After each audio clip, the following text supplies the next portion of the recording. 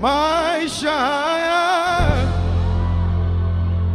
ninapita tu, hali ya sasa ni kwa muda tu.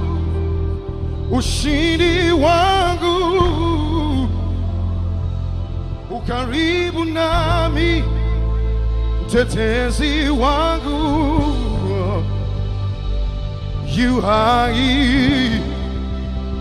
Maisha haya ninapita tu, hali ya sasa ni kwa muda tu. Ushindi wangu ukaribu nami, mtetezi wangu yu hai. Maisha haya ni ya kitambo tu, hali ngumu ni ya muda, machozi ni ya kitambo. Ushindi wangu ukaribu nami, mtetezi wangu yu hai. Sitabaki kama nilivyo, sitabaki kama nilivyo, sitabaki kama nilivyo, sitabaki. Nyosha mkono wako juu namna hii, wote nyosha namna hii, twende. Hey, hey, twende. You high, say you high, you high, you high, hey, mtetezi wangu you high, you high, you high, you high, kwani mtetezi wangu you high, you high, you high, you high, sitabaki kama nilivyo.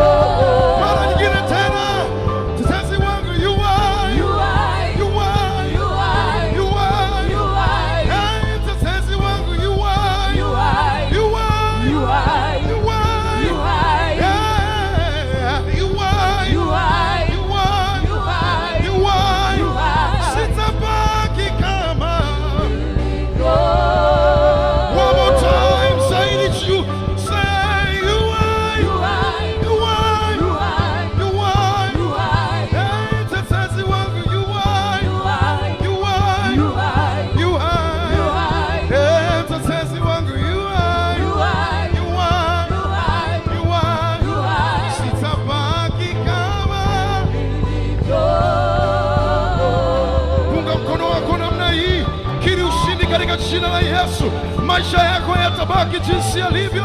Mtetezi wako wanaishi. Machozi ni ya muda, mateso ni ya muda, yeye anaishi kwa ajili yako. Hey!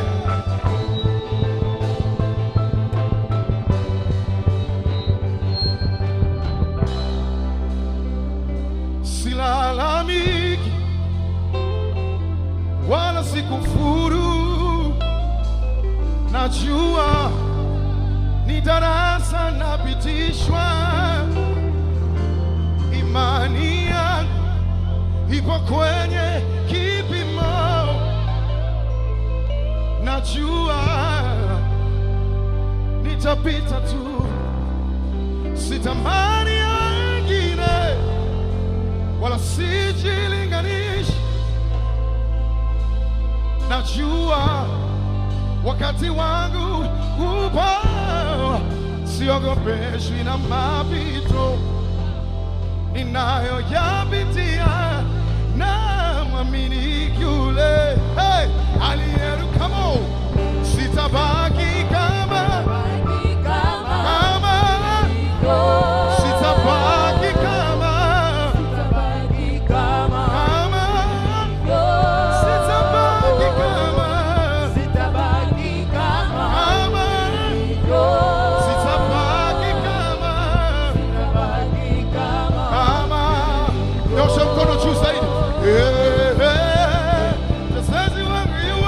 You are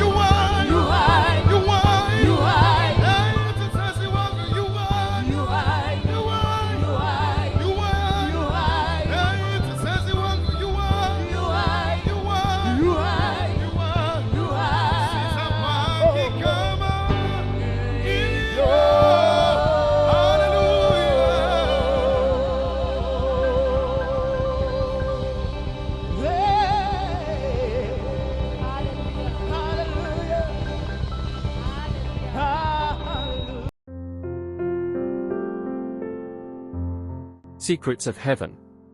Read, understand.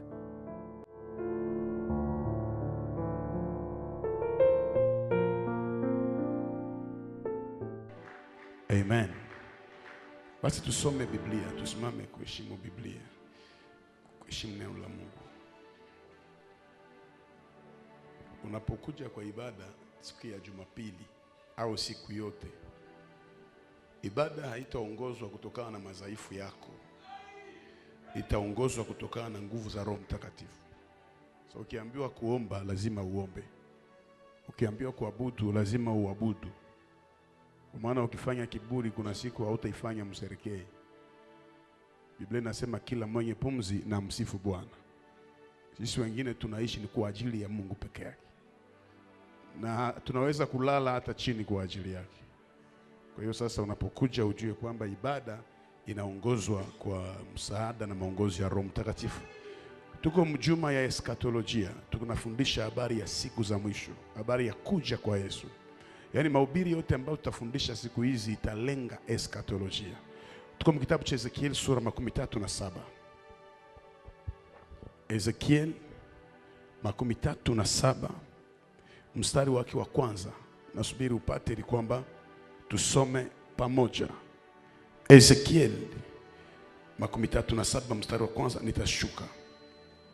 Mimi ni Ezekiel, nilikumbwa na uzito wa nguvu wa Mwenyezi Mungu, naye akaninyanyua katika roho na kuniweka katika bonde ambalo limejaa mifupa mikavu. Basi akanitembeza kila pahali bondeni humo. Kulikuwa na mifupa mingi sana katika bonde ile, nayo ilikuwa mikavu sana. Mwenyezi Mungu akaniuliza, ewe mwanadamu, je, mifupa hii inaweza kuishi tena? Nami nikajibu, Bwana Mwenyezi Mungu, wewe wajua. Naye akaniambia, toa unabii, tabiri kwa ajili ya hii mifupa, uiambie hivi, enyi mifupa mikavu, sikilizeni neno la Mwenyezi Mungu. Bwana Mwenyezi Mungu anasema hivi, nitafanya pumzi iwaingie nanyi mtaishi. Nitafanya mishipa na nyama, nitawafunika na ngozi na kutia pumzi ndani yenu, nanyi mtaishi tena. Hapo mtajua kuwa mimi ni Mwenyezi Mungu. Basi nikatoa unabii kama nilivyoamriwa. Nilipokuwa nikitoa unabii, kukatokea na kelele kubwa sana. Napenda hii Kiswahili. Pakatokea mikwaruzo na fujo kubwa sana. Mifupa ikaanza kusogeleana na kuungana pamoja. Natazama nikaona ile mifupa imewekwa na mishipa na nyama na kufunikwa kwa ngozi, lakini bado ilikuwa haina uhai. Hapo Mwenyezi Mungu akaniambia, ewe mtu, kwa niaba yangu toa unabii kwa pepo 4 ukauambie kwamba Bwana Mwenyezi Mungu anasema hivi, ewe pepo 4, njoo toka pande zote 4 na kuipuliza mili hii iliyokufa ipate kuishi tena. Amen. Tunaweza kuikaa. Jehova, asante kwa hili neno la asubuhi ya leo. Ulibariki na kulitumia kwa makusudi ya kuijenga mwili wako katika jina la Yesu. Amen.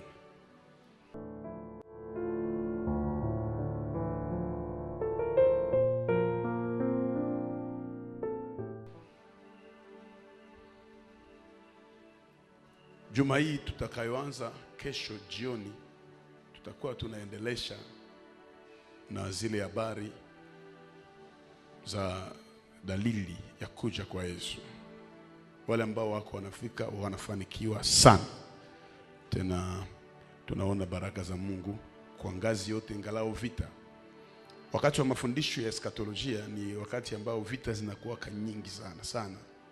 Hata mambo ambao huwezi ukafikiria inaweza katokea. Ndio maana tunahitaji watu wa Mungu kuwa na muda wa kutuombea sana, kwa sababu haiko kila mtu anafundisha habari ya siku za mwisho. Haiko kila mtu. Na ukikaa katika ujinga unaweza ukatekwa nyara na wajumbe wa shetani. Mungu akamchukua Ezekiel katika roho, akampeleka kwenye bonde la mifupa mikavu. Biblia inasema mifupa ile ilikuwa mikavu sana. Katika maono Ezekieli akaona mifupa imelala, ilikuwa mingi sana. Alikuwa hajaelewa maana ya maono haya. Mungu akamuuliza Ezekieli, je, mifupa haya mikavu yanaweza kuishi tena? Nampenda Ezekieli, ingalao alikuwa nabii, akafichika bukaramusi ya unabii nyuma. Ingalao alikuwa mtu ambaye ameaminika Israeli, akajifanya pumbafu. Kwani Ezekieli alijua kila siku utaulizwa swali na mtu ambaye anakushinda akili.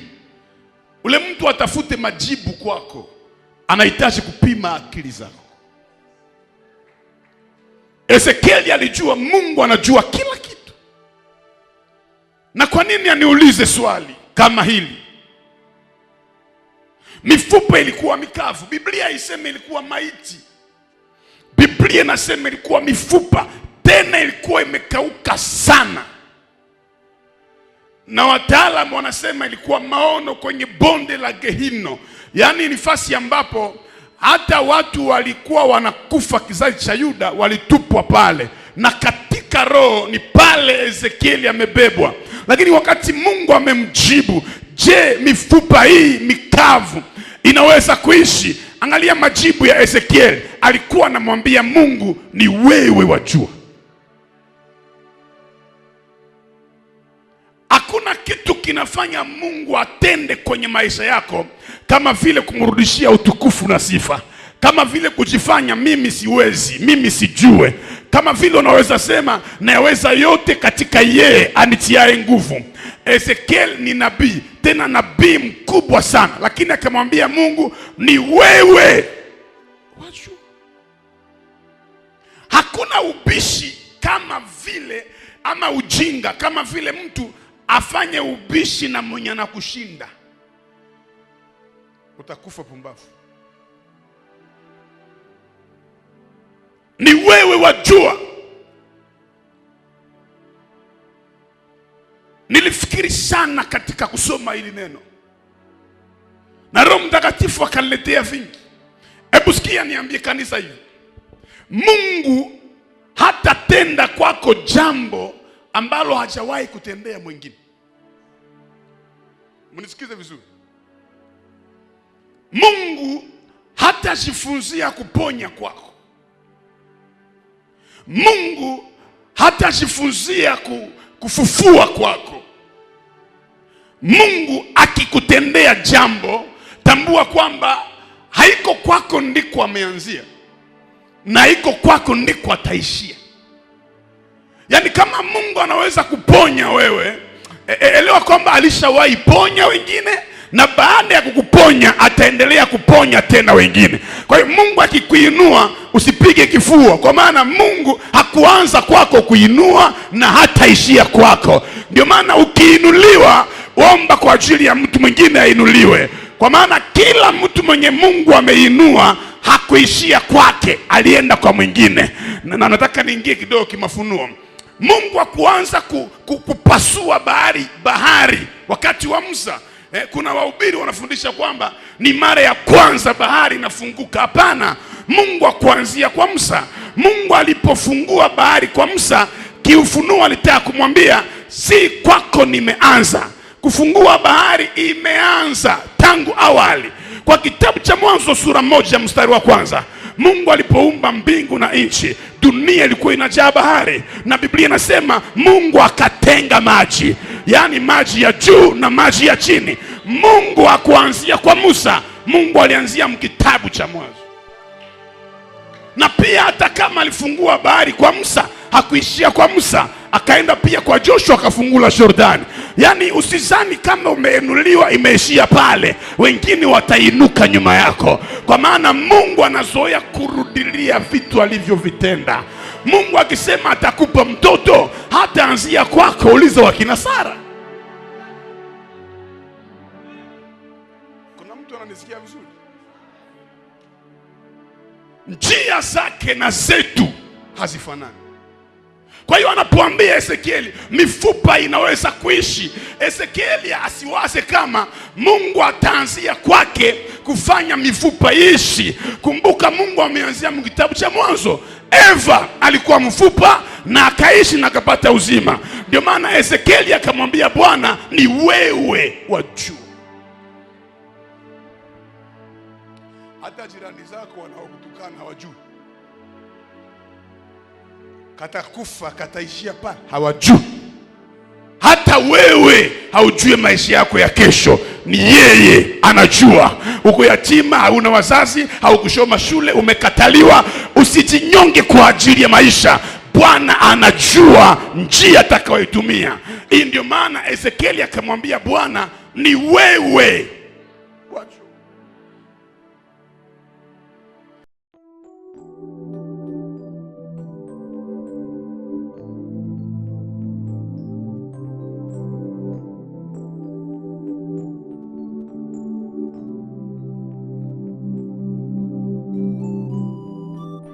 Ingekuwa mjinga unamuuliza hii mifupa inaweza kuishi, mjinga tu angekwambia mimi sijue peke unaangalia igisi shakuwa. Itaishi namna gani? Sikia. Hii mifupa Biblia inasema ilikuwa mikavu sana. Na kiroho ilikuwa ni watu wanaotembea. Ilikuwa ni taifa la Israeli ambayo Mungu alionyesha Ezekiel eta damu ya Israeli. Wakati watu wanatembea mubarabara, watu walijua kwamba ni watu. Lakini Mungu alipopeleka Ezekiel kimaono, alipoona ile mifupa, Mungu alitamwambia haiko watu wanaotembea, ni mifupa mikavu. Kwa hiyo kuna jamaa ni mifupa mikavu. Kuna makanisa inajaa watu lakini ni mifupa mikavu. Kuna ndoa watu wanazaa wanaoana lakini ile ndoa ni mifupa mikavu. Kuna biashara unaweza fanya lakini ile biashara havina uhai, ni mifupa mikavu. Kuna uchumba unaweza kukua na lakini ile uchumba ni mifupa mikavu. Utajuaje? Mifupa mbili ikigongana lazima italeta fujo. Sijui kama nasema uongo. Protocol kuja huko. Nikimpiga hivi, hata nikiweka mikrofoni uwezo ukasikia. Lakini mifupa mikavu ikigongana, hata hauweke mikrofoni, lazima watu watasikia. Nisikie sasa. Mbili peke yake. Sasa ikiwa mifupa 10 au 5 itakuwa namna gani? Kanisa ikikauka kiroho, kuliko muwe maombi, mnaingia fujo. Mtu anayepanda ngazi za kiroho hatetanake. Tia kwa kichwa cha hawezi semana. Na huwezi kumletea upumbafu kwa masikio yake. Lakini watu wakikauka kiroho, alama ya kwanza ni makelele. Lazima fujo itaingia.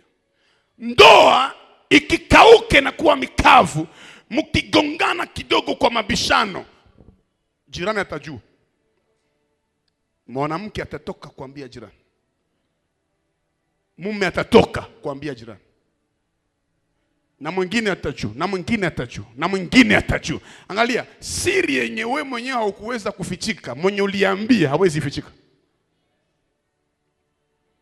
Sisi kuambiaka mtu, nishaambia tu umoja. Dunia leo ukiambia mtu umoja, naambia watu maelfu.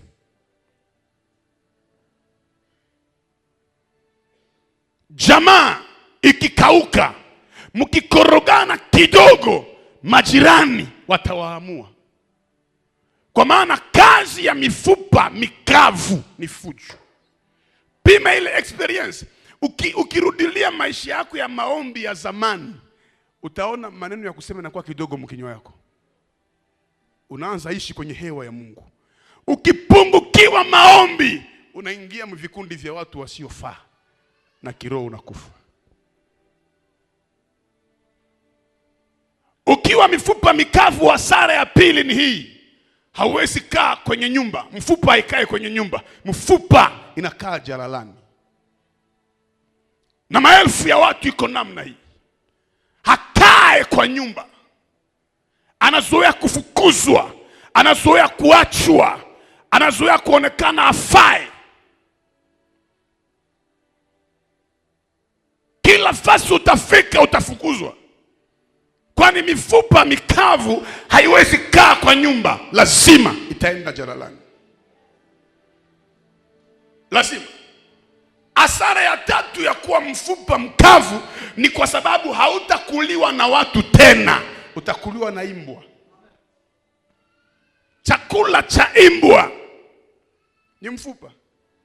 Binti mrembo lakini wanaokuchezea mwili ni imbwa tu. Mimi nafatiwa kila siku, kumbe ni imbwa tu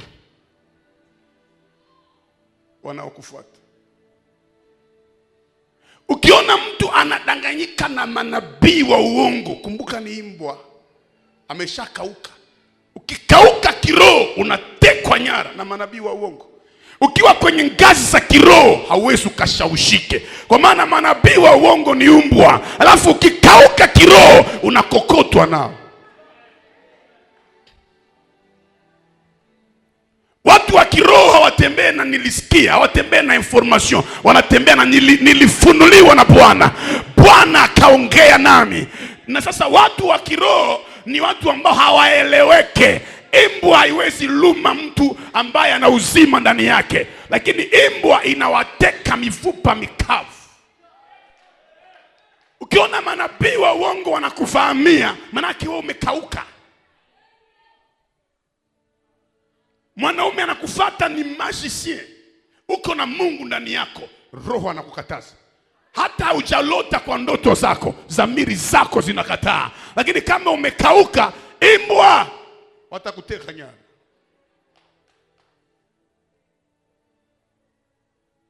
Sasa usirafikiane na mfupa mkavu, itakuumiza, itakutesa. Na Biblia inasema alipoambia Mungu, ni wewe wajua, Mungu akamwambia Ezekiel, kwa sababu unasema najua, tabiri kwa ajili ya mfupa. In English, kwa Kiingereza wanasema you can prophesy for these bones. Tabiri kwa hii mifupa. Angalia, hata kama mimi Mungu nitafanya mifupa mikavu iwe na uzima, lakini ili kwamba ipate uzima, tabiri. Hata kama Mungu atasaidia maisha yako iendelee, lakini ili kwamba iendelee, maamuzi natokea kwa kinywa chako mwenyewe. Tabiri kwa ajili ya mifupa. Badilisha kauli, badilisha kuongea. Hata mambo inakataa, jitabirie mema. Hata maadui wanaongea, jitabirie mema. Hata kama watu wanasema utakufa, waambie nitaishi. Kwani Biblia inasema utakula matunda ya kinywa chako. Mungu akamwambia Ezekiel, tabiri kwa ajili ya mifupa. Juu ya ile situation difficile yenye uko naipitia, utaitabiria tarehe ya leo, na Bwana atageuza mambo. Hebu mnisikie vizuri. Kwenye Roho Mtakatifu amenipeleka ni mbali kwa eskatolojia. Tabiri kwa ajili ya mifupa mikavu ipate uhai. Sikia shida kidogo ambayo imetokea kwa kizazi chetu, na ni shida kubwa sana. Ukinisikia utabarikiwa.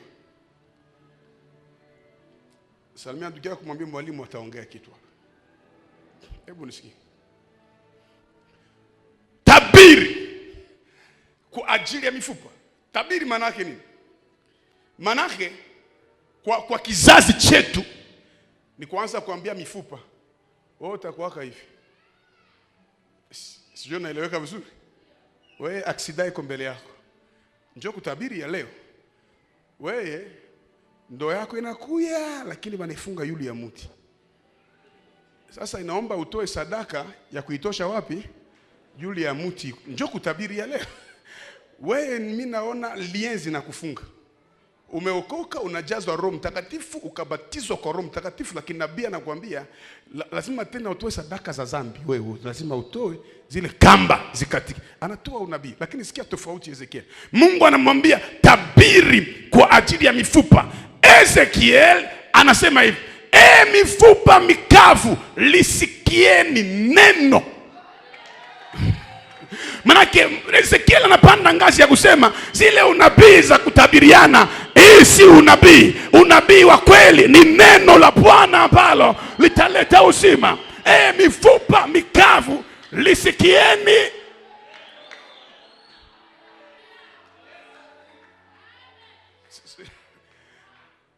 Ni tofauti ya kuona mtu bado anakufa mukahaba, anakufa muuchawi, uko na mtabiria. Jaribu iko mbele yako, ili alimsaidie. Kitakachomupa uzima ni kulisikiza neno.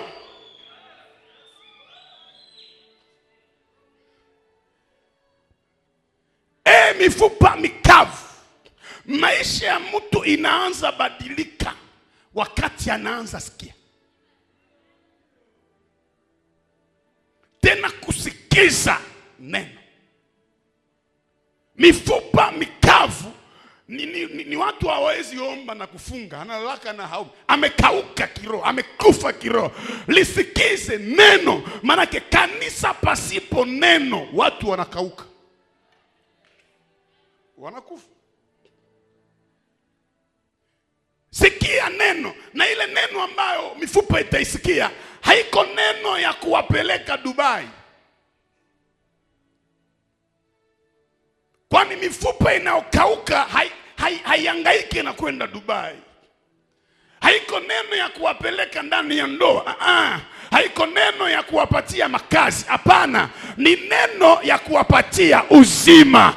Kwani unapokuwa umekufa kiroho, usitafute materiel kwanza, tafuta kitu kinaitwa uzima.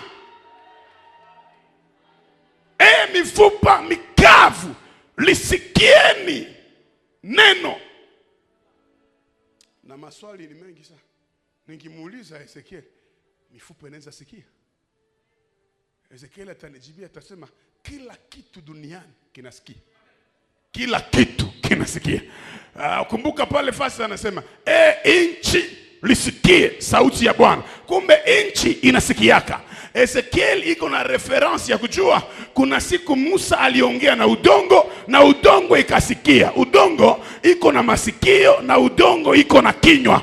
Akaongea nayo na ikasikia, ikapasuka udongo, ikameza Kora na ikameza Datani. Na kuna siku inchi ilipokea lisikio. Baada ya Petro kukata ule mtumwa Malko masikio, inchi kapokea masikio.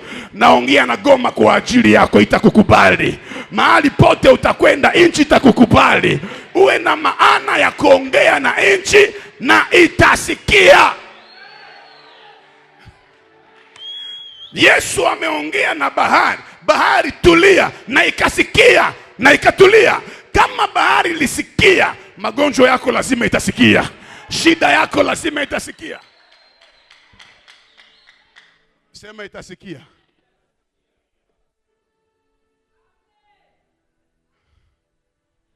Ona fasi roho amenipeleka. Alipotabiri neno, jambo la kwanza Biblia iseme mifupa ikasimama. Mifupa ikasogelea. Mulimwengu wa kiroho manake ikafanya rassemblement. Mifupa ikakokotana. Yenye ilikuwa kule ikakuya. Yenye ilikuwa huku neno peke yake ikafanya mifupa ikokota. Na ilipokokotana kulitokea miujiza mitatu mikubwa ambayo imefichwa kiufunuo. Ya kwanza ni kwamba mfupa wa mguu haukwenda kwa kichwa. Mfupa wa mguu ilijua mahali kichwa iko.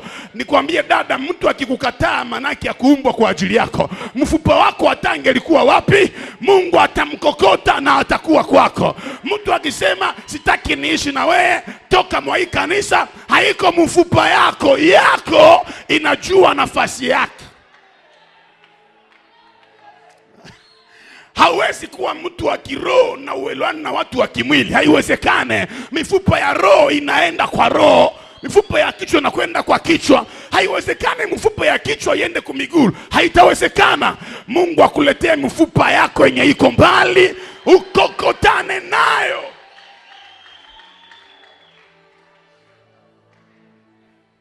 Watu wa roho wanaelewana. Hata wanakuambia mabaya yake namna gani, haingie kwa masikio. Inaishia hapa kwa roho, unasema mimi siko pale. Na kuna mtu atoa kushuhudia mazuri yake ya leo, unasema mimi siko pale. Roho inakatala. Inakuja wakati ambao mifupa itakutanana na itakaa pamoja. Muujiza wa pili utokea mkubwa. Baada ya mifupa kukutanana, Biblia inasema kukatokea brui. Sema fujo. Masikio ya Ezekiel ikapata shida. Kulitokea fujo yenye haijawahi kutokea. Niingie katika ujumbe wa mchana wa leo. Mifupa ni nini? Adamu wa kwanza alipokuwa kwenye bustani ya Eden, Mungu hakumtoa mwanamke kwenye udongo. Mungu alimtoa mwanamke katika mfupa. Sema mfupa. Mwanamke akaja, lakini origin ya mwanamke anatoka wapi? Kwa mfupa. Ni pale mwanamke anatoka. Ewa akaanza tembea mbarabara. Anaitwa Eva anatembea, lakini anajua origin, mahali nilipotoka haiko mumigomba, nimetoka kwa mfupa wa mbavu ya mume wangu. Na Adamu akasema, sasa huyu ni mfupa ya mifupa yangu. Niache Adamu niende kwa Yusufu. Yakobo anakufa, mzee wa siku nyingi sana. Ndugu wa Yusufu wanafikiri Yusufu atawarudishia fitina ya kuangamiza. Akawaita, akafanya rassemblement. Akaambia ndugu zake, mlinikusudia mabaya, lakini Mungu akayageuza mema. Na wasamehe. Ukisoma Mwanzo sura 15, mstari 25, akawaambia kitu kimoja mtestama yake. Najua Mungu atawapa amani ya kutulia hapa, lakini mimi ndugu yenu nitakapokufa, msiache mifupa yangu ikae Misri. Nyumba zibaki, magari zibaki, kila kitu kibaki, lakini mimi Yusufu nikifa, kitu kimoja msikiache kukaa Misri, ni mifupa. Mjitahidi sana, mtakapoondoka kwenye nchi hii, yachukueni mifupa yangu, enende nayo. Manake unapokuwa mhubiri mchanga unasema Kanani kuliingia watu wawili na sanduku ya agano. Sasa huna ufunuo, utasema ni Joshua na Caleb. Lakini pia Kanani Yusufu alikuwa mengi, kwa maana walimpeleka ndani ya jeneza. Wanajua hii mifupa yake alisema tusiache. Na Yusufu ni picha ya Kristo Yesu peke yake. Kwa sababu gani? Yusufu aliuzwa na mtu anaitwa Yuda, na Yesu naye aliuzwa.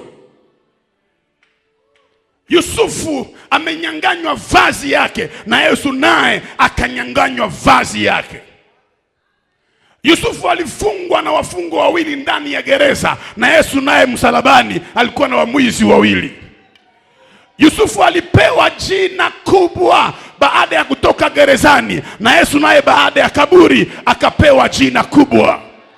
Yusufu alipewa mwanamke baada ya kushinda majaribu. Yesu naye akapewa kanisa kama mwanamke. Alafu anaposema Yusufu, mifupa yangu isikae Misri, manake Yesu anasema kanisa langu, bibi harusi, hatakaa duniani, hatakaa duniani, lazima ataenda. Labda wewe nisikia vizuri. Eva anatoka kwenye mfupa. Origine ya Eva ni mfupa, na origine ya kanisa ni mfupa. Ndio maana Yesu angefia Karmeli, kwa maana Karmeli ni mlima wa Mungu, lakini Goligota ni fuvu la kichwa, mfupa ya kichwa. Manake origine ya kanisa ni mifupa.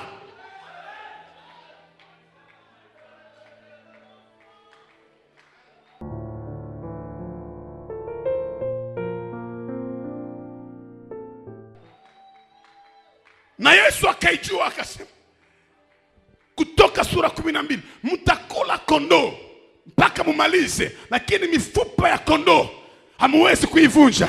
Kwani Yesu alijua mifupa ndio fondema. Sasa hata watu wakupige vita, wakutukane, lakini kanisa haiwezi vunjika, kwa maana ni mfupa. Ezekiel nabii anasimama, anatabiri. Baada ya kutabiri, ikatokea rassemblement na bruit ikatokea. Siku za mwisho tunapohubiri habari ya ufalme wa mbinguni, mifupa, bibi harusi watakutanana pamoja, na bruit ya réveil inatokea ya kuprepare enlèvement de l'église.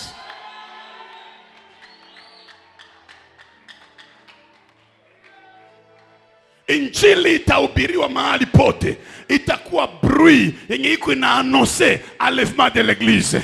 Itakuwa fujo. Kwenye maredio mnatusikiza, television watu wanahubiri, barabarani watu wanahubiri. Ni rassemblement ya mifupa inakutanana. Ndio maana bila bruit hakuna réveil, kwa maana réveil ni synonyme ya bruit. Ndugu zako wanasema, mbone mnauzi? Unawaambia ndiyo, mifupa imekutanana, na ikikutanana lazima fujo itatokea. Mtu mmoja afanye fujo zaidi ya mwenzake tarehe ya leo. Fujo ya mifupa. Praise the Lord. Mifupa. Mbona hii fiancé yako ni ya mafujo fujo ya maombi? Mwambie mifupa imekutanana, lazima bruit ya réveil itokee. Mbona kanisa yenu majene mapriere kila siku? Mwambie mifupa imekutanana, na ikikutanana lazima iannonce bruit, kwa maana baada ya fujo lazima mvua itanyesha, na baada ya hii bruit parapanda italia, na kanisa itarudi kwa.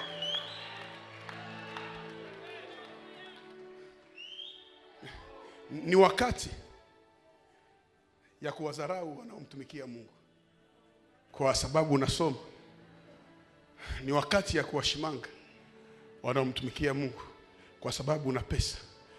Lakini inakuja siku utaitafuta mlango wa kanisa na hutaipata. Inakuja siku utawatafuta watumishi wa Mungu na hutawapata. Biblia inasema zile siku ni siku za kihama, siku za kutisha, siku za kuogopesha, ambao mateso yake haijawahi kutokea tangu kuumbwa kwa ulimwengu. Itakuwa namna gani kuja kwa Yesu? Watu watakuwa nakula na kunywa kama kawaida. Watu wataenda shule, watafanya biashara kama kawaida. Watu watakuwa wanatembea barabarani kama kawaida. Lakini Mungu atafunga pepo 4 za dunia. Tutasikia mtetemeko ambao haujawahi kutokea. Mtetemeko uliotokea Indonesia uligusa mahali pamoja. Mtetemeko ulitokea wakati fulani Uingereza, uligusa mahali pamoja. Lakini mtetemeko wa kuja kwa Yesu utagusa pande 4 za dunia. Nyumba zile ndefu ndefu zitaanza anguka zenyewe. Barabara itaanza kukatika.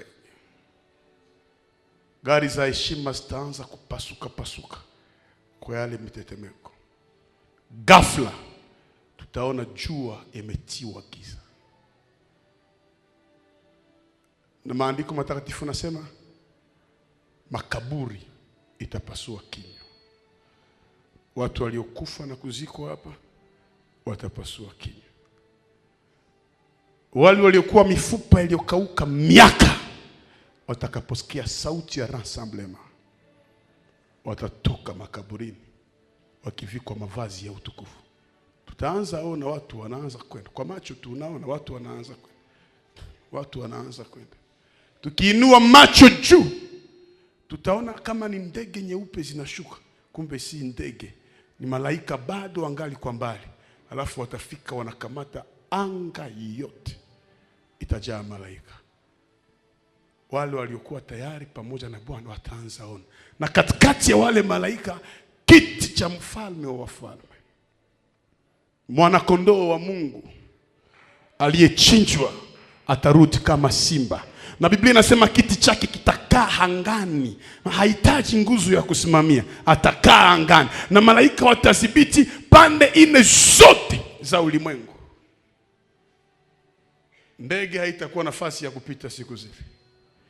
Na watu wataona kwa macho ya mwili. Alafu tutaanza kuona kaburi za watakatifu wa Mungu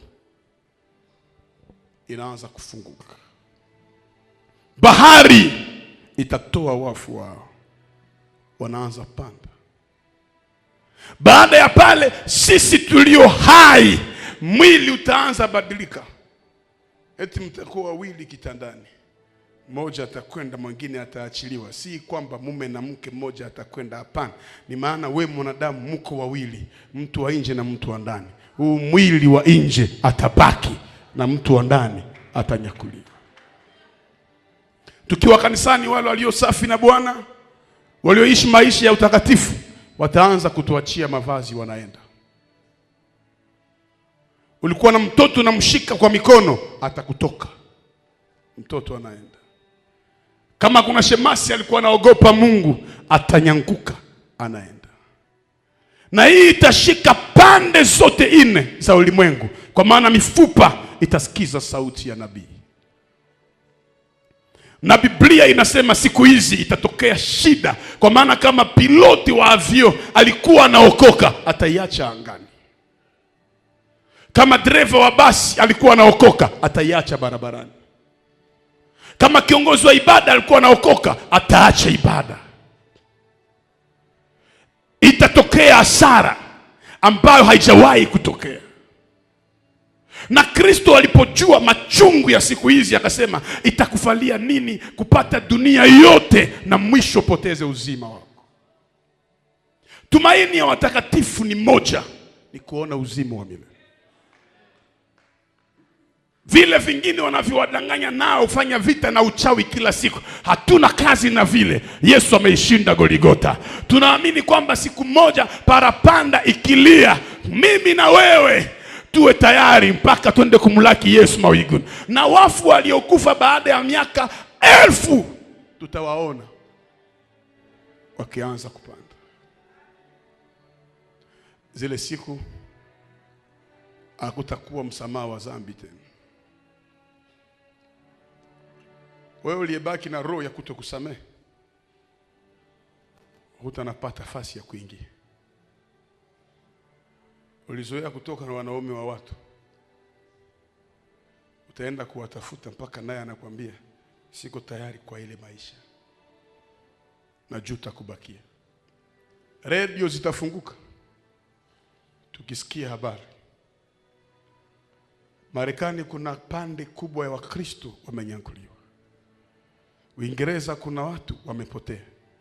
Kongo kuna watu wamepotea. Jehova Nisi kuna sehemu ya watu wamepotea. Goma kuna watu walipotea.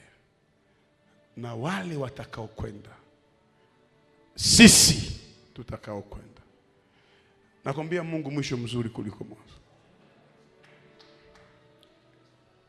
Tukiwa juu angani, tunapanda, malaika wakituchukua. Tunafika pale tunamkuta bwana harusi. Biblia inasema atakausha kila chozi. Atapanguza kila chozi. Tunalia kwa shabaha, kwa maana kuna yule ambaye atakausha kila chozi. Watu watakapoelewa kwamba bibi harusi amekwenda, mifupa mikavu imepata uhai, watakuja kuangalia milango ya kanisa, kumbe imefungwa. Kanisa litakapoondoka, mpinga Kristo, mnyama atasimama hadharani. Leo si unajuta ukikawia kanisani mpaka jioni, utatafuta kanisa kwenye utakaa maisha yote na itakosekana.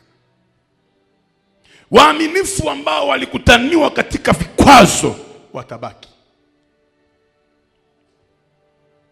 Hii naiangalia mara nyingi mpaka inanipa shida. Niliwauliza juzi kama wakati wa Noa ni 8 walikwenda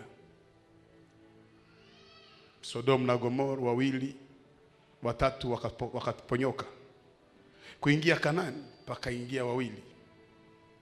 Je, kizazi hiki wangapi tutakwenda? Shetani anapojua vitu vitakavyotokea, anawapa mapasta utajiri, wazubae kwenye utajiri, wasihubiri habari za mbinguni. Wakae kwenye mambo ambayo haimuoneshe mtu kwamba iko siku hautakuwa duniani. Iko siku. Niliwaambia juzi kwamba sote ni makaburi ya kesho. Sote. Tembea kwa kuwadharau watu, kamata wake wa watu unavyotaka, chukua mali ya watu unavyotaka, lakini mimi na wewe ni makaburi ya kesho. Makaburi. Kama mwisho wa dunia haufike leo, mwisho wako unaweza fika leo bila kujua. Tulijua siku ya kuzaliwa, lakini siku ya kufa hatujui. Tulijua siku tuliokoka, lakini siku ya parapanda hatujui. Usifananishe Ukristo wako na Ukristo wa mtu mwingine, kwa maana kila mtu atatoa ripoti siku zile. Watakatifu wataenda. Niliambia ndugu zangu watumishi kwamba ile siku utumishi haitakupeleka. Haiwezi. Ni matendo yako itakunyakua kwenda juu. Roho Mtakatifu hatuna naye kwa ajili tu ya vipawa, lakini Roho Mtakatifu ndiye atatumiwa kama asmako ya kukutoa duniani, kukupandisha juu. Kwa hiyo usimpoteze Roho Mtakatifu. Baada ya kanisa kunyakuliwa, mnyama atasimama kuwatafuta wale watakatifu wa vuguvugu waliokushindwa kwenda. Na hapa ndiko watu wataanza kutoana wenyewe kwa wenyewe. Wewe haukwenda, kwa nini? Unampenda Yesu, unampenda shetani? Nampenda Yesu hata kama nimebaki. Hapa ndiko wanasema kuokolewa kwa damu. Watakamata mikono yako, wanaiweka fasi fulani, wanakamata hama. Wataalamu wanasema ile torture haijawahi kuwa duniani, manake nashinda Al-Qaeda. Wanakata mikono sashu pole pole pole pole, wanamwanga essence, wanachoma mkono, wanakuuliza unampenda Mungu, unapenda shetani? Nampenda Yesu. Wanasema subiri. Wanakamata chuma ya moto, wanaingiza kwa yale macho. Ukiwa mchaguliwa, Biblia inasema utavumilia mpaka mwisho. Ufunuo sura 7. Eti nikaona mataifa wote, kila lugha, kila rangi, wanakusanyika mbele ya kiti cha hukumu, wakisubiri pia mioyo, nafsi za watakatifu wengine ambao wanakufa kwa damu yao. Na kushawishi mpendwa wa asubuhi ya leo, labda mahubiri haya utayasikia tena. Fanya maamuzi leo. Ukikutaniwa safi pamoja na Bwana, utanyakuka na utakwenda. Sikushauri kungoja parapanda ya pili, kungoja mauti ya pili. Wanani watakaosikia ile sauti ya parapanda? Ni kondoo. Kwani anasema Yesu, kondoo zangu wanajua sauti. Kristo atakuja kama mwizi. Ile nyumba ambao uliwaua watu ili kwamba uipate, utaiacha. Kiburi tunaweza kuwa nacho ni kukosa maarifa ya neno. Ni kukosa kujua kesho itatokea nini. Ukijua kitakachotokea, utatafuta uso wa Mungu. Na mtu mmoja akaniambia, mtumishi wa Bwana, kama Mungu angeniruhusu nikae kanisani miaka yangu yote, anikute pale. Nikamwambia kwa nini? Kanambia kwani nje kuna vitu vya kuogopesha. Na hata Daudi alisema furaha yangu ni kukaa nyumbani kwa Bwana maisha yangu yote. Sasa hata kama unaenda nyumbani, lakini akili zako zikae nyumbani kwa Bwana. Tunauana kwa bure, tunasimangana kwa bure. Hii mwili tunaochukua inachukua vitu vibaya sana. Mwili yako mna vitu vibaya venye hujawahi kujua. Mwili yako mko vidudu, mule mko vidudu, ile inaitwa mivunyu inakaa mule. Hata ukilalishwa maiti hapa, baada ya siku 10 mivunyu inaanza toka mapua yako, macho yako. Mule ile mwili kunafanya kiburi, mko vidudu. Viko pale vingi sana. Kaa tu kujangalia mkio, kaa poteza muda, lakini ile mwili yenye unapamba, unaweka vitu kichwa mwili mzima, vidudu vinakaa. Kimya. Uhai ikitoka, vidudu vinaanza kazi. Kitu cha pili kinakaa mwa ile mwili ambao unajivunia ni harufu ambayo haina mpaka. Ule mwili ule. Kiburi cha mwanadamu ni cha ovu. Kitu nakaa mwa ile mwili ambao unajivunia ni busaa ya kuoza. Saizi ukienda hospitalini utaipata, utaona damu. Lakini unapoozeshwa hata kipande fulani cha mwili, busaa inatoka. Ile mwili iko na busaa. Usitembee kama unachukua ulimwengu kwa roho. Mwili wa mwanadamu mwenyewe iko compose na vitu vya ovyo. Heshima yako ni Mungu kaa ndani yako. Heshima yako ni ile pumzi yenye iko. Ikitoka una heshima. Sasa usitukanyaki. Kwa sababu kwako vitu vinaendeka. Hii siku ya parapanda, mke akiwa naokoka ataenda na mume atabaki. Hii siku ya parapanda, watoto wataondoka, wababa wanabaki. Watumishi wengi wa Mungu wataikosa mbingu kwa kufikiri kwamba tumeshafika. Haitoshe nyumba na gari, haitoshe kanisa kujaa watu, inatosha kuona uzima wa milele. Siku moja nami nikae pale. Ndio maana mimi sipige kifua, namwambia tu Mungu nipe mwisho mzuri kuliko mwanzo. Je, unafikiri uimbaji wako utakuokoa? Unafikiri mali yako itakuokoa? Leo uko na shua ya kusema sihangaike, sijali. Lakini Mungu anakuambia mwanadamu, siku zako zinatoweka kama mvuke. Watu wa hekima wakina Daudi walimwambia Bwana, utufundishe kujua siku zetu. Vifo vya hii nyakati si kama vya zamani. Kadiri maasi inaongezeka, vifo vinapata nafasi. Una mtu unacheka naye saa hizi unaambiwa magharibi amekufa.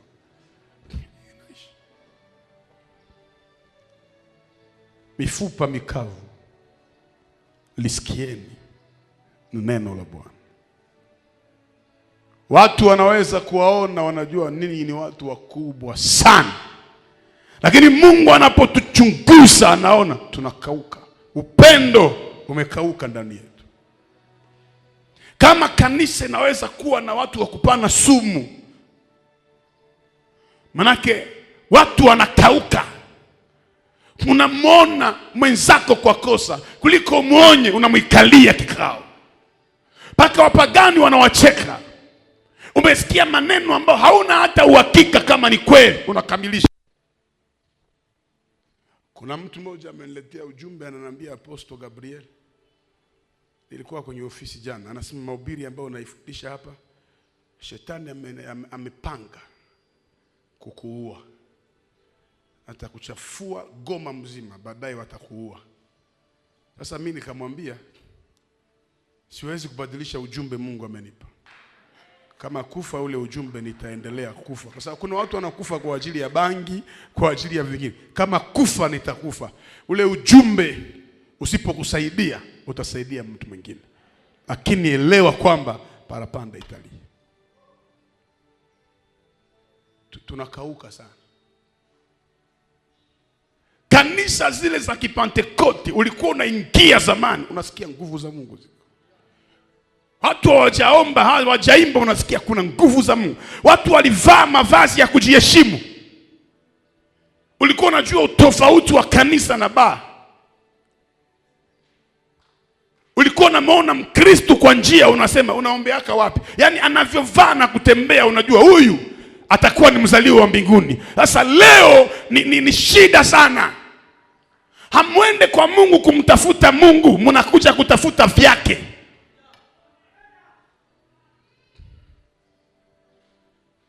Nataka nikukumbushe kwamba iko siku vyote unavyovitafuta utaviacha.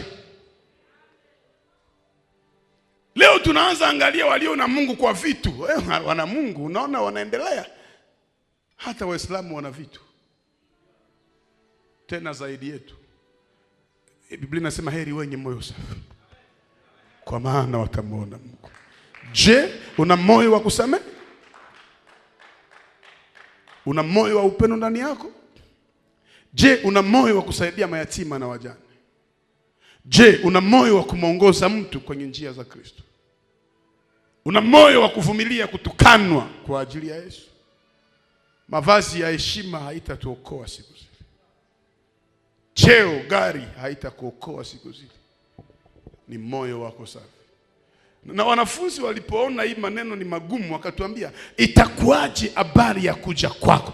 Itakuwaje? Kuna nafasi Yesu aliwaambia angalisho, kwa maana wengi watadanganywa na manabii wa uongo. Lakini pia kuna nafasi aliwaambia nitakuja kama mwizi. Kwa hiyo kesheni, kwa maana mjui saa wala siku ya kuja kwa bwana harusi. Nakataa kukupotezea muda sana. Nimeukumbusha kwamba mimi na wewe ni wazaliwa wa mbingu. Sisi ni wa mbingu. Usikonsantre akili kwa mambo ya chini. Angalia pia juu. Mwili huu hauwezi ukaturuhusu kufanya mapenzi ya Mungu. Mhubiri mmoja alihubiri wakamshika wakati ya vita. Alikuwa na Biblia. Wakamwambia acha Biblia chini, tutakupiga masasi usipoiacha. Walikuwa maaskari wa Kiislamu. Akacheka. Alikuwa mtu wa kiroho, akawaambia mnanipotezea muda. Mngenipiga risasi haraka nimeoni niliyemwamini. Eti wakampika risasi kwa kichwa. Wanasema maiti yake ilikufa ikibana Biblia hivi. Mpaka kwenda kumzika walitosha Biblia kwa nguvu. Aliishika akisema mnanipotezea muda. Mnipige masasi ni mkutane bwana harusi. Wenzetu waliotutangulia walipitia mateso ya ajabu. Ule Yohana aliandika kitabu cha Ufunuo, walimtia kwenye ngunguli ya mafuta inawaka kambili. Wanaanza kumchoma, wanamwambia kataa Yesu, anaanza kuambia Yesu ni Bwana, Yesu ni Bwana, Yesu, na miguu iko inaivya. Mafuta inachoma mwili mzima. Iko nasema Yesu ni Bwana, Yesu ni Bwana, Yesu ni Bwana. Wakaona hii ni maiti tu. wakampeleka kwenye kisanga cha Patmos afie kule. Kule ndiko Kristo amemtokea. Sasa wewe kwa ajili ya kutukaniwa na mimi naacha vya kuomba. Nani aliwafundisha Kristo ya utamu utamu? Nani aliwafundisha mahubiri ya sukari sukari? Nani aliwafundisha vitu vya kiroho vya kukulea ale? Nani? Wangapi mashujaa tulikuwa nao wametoweka? Wenye pesa zaidi yetu na cheo hawako saizi. Wewe utashitua dunia na nini? Nani amevaa kama Michael Jackson katikati yetu? Nani amesikilika kwenye Afrika hii ya Mashariki kama Kanumba saizi? Nani mwimbaji alikuwa na sifa kama Ale Moloto katikati yetu? Nani alitikisa Zaire kama Mobutu Sese Seko? Nani? Kiburi ya nini? Utafanya nini ya mpya? Utashitua dunia na nini? At least zile biskuit zinaandikwa date ya expiration. Inajua hii date ikifika ina expire, lakini mimi na wewe hatujue mwisho. Hatujui. Tunaweza kuambiwa sasa tupo. Nilikuwa na wenzangu tunafanya leadership, walikuwa waindi na wakatuambia twende tuhubiri Dubai. Mimi siku za kwenda kuhubiri nilikuwa mgonjwa, nikagonjwa. Na mwenzetu mmoja aliitwa Elias Jacob, mhubiri muhindi, akaenda kuhubiri. Alifika ndege, baada ya miniti 25 wakatutupia picha yake, wamempiga majiwa amekufa. Mtu mlikuwa mnacheka naye. Usikae kwa kufikiri utashangaza dunia. Kaa pia kwa kufikiri kesho nitaenda wapi. Dhambi zenyewe tumeshazifanya. Chakula yenyewe umeikula na haina mwisho wake. Mavazi unavaa na haina mwisho wake. Kiburi cha nini? Nampenda mwimbaji alisema, Bwana, kama ningejua mwisho wangu, moyo wangu ungekaa kwa salama. Hatujui mwisho. Hatujui tutakuwa wapi. Na kualika kwa mwaliko wa kwenda mbinguni, ya kuitakasa maisha yako na kuanza kujiangalia vizuri, mpaka wakati gani nitaendelea mwa hizi njia za wachawi? Mpaka siku gani nitawafungia watu mroho? Mpaka siku gani nitakuwa na makusudi ya kuharibu kanisa? Injili kama hizi hazipate watu wa kuisapoti. Hazipate. Pesa inakuwa shida kwetu, kwani shetani anajua injili hizi ni sauti ya nabii Ezekieli inayofanya mifupa ikae pamoja. Turudi kwa Bwana, turudi. Mimi ni maulizo mengi ambayo nikikaa nakosa raha. Moyo wangu unakosa raha. Tuima kumwomba Mungu. Inamisha kichwa chako. Ukijisikia unapiga magoti, unamwambia Bwana, unisamehe tu kwa makosa na dhambi.